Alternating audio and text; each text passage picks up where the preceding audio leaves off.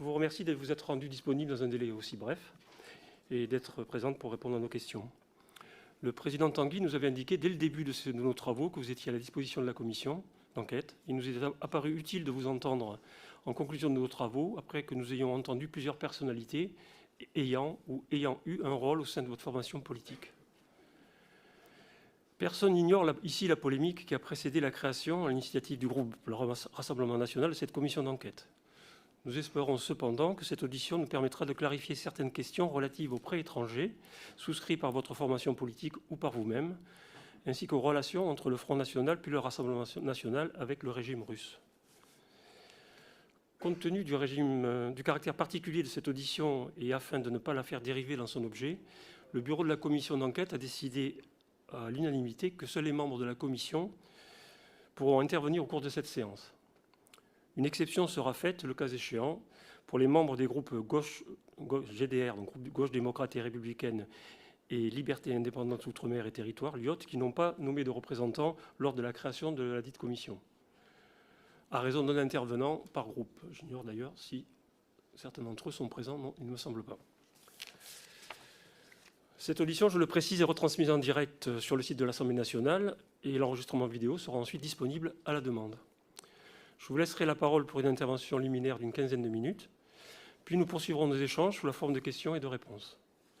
Auparavant, je vous rappelle que l'article 6 de l'ordonnance du 17 novembre 1958, relative au fonctionnement des assemblées parlementaires, impose aux personnes auditionnées par une commission d'enquête de prêter serment, de dire la vérité, toute la vérité, rien que la vérité. Je vous invite donc à lever la main droite et à dire « je le jure ». Je le jure. Je vous remercie. Vous avez la parole. Merci, Monsieur le Président, Madame la rapporteure, mes chers collègues membres de la Commission. Merci de m'avoir invité précisément à m'expliquer, car j'avais vu la Commission terminer ses travaux sans que j'aie la possibilité de m'exprimer, et j'en étais, il faut bien le dire, fort marri.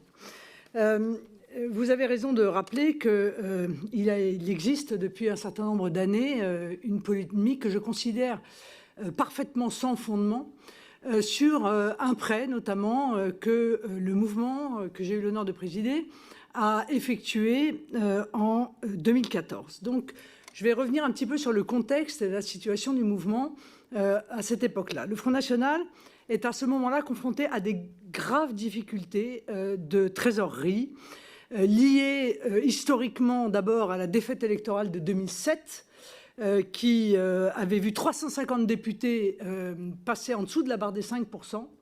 Or, vous le savez ou non d'ailleurs, mais le Front National s'est toujours fait un honneur de ne jamais mettre un candidat en difficulté financière et donc a toujours pris l'engagement de prendre à sa charge l'intégralité des dépenses qui sont effectuées par les candidats et qui pourraient ne pas être remboursées par l'État, soit en raison, encore une fois, d'une erreur d'aiguillage, soit en raison de résultats qui ne permettent pas ce remboursement. C'est donc en 2007, 7 millions d'euros qui se retrouvent à la charge du mouvement, qui en 2014 n'a pas réussi à combler, si je puis me permettre, ce trou de trésorerie, malgré la vente de son siège, qui s'est fait dans des conditions très mauvaises, puisque celui-ci avait été évalué à 15-16 millions et n'a été, pour finir, vendu que 8 millions, dans le cadre d'une période vraiment peu faste, il faut bien le dire, pour les transactions immobilières.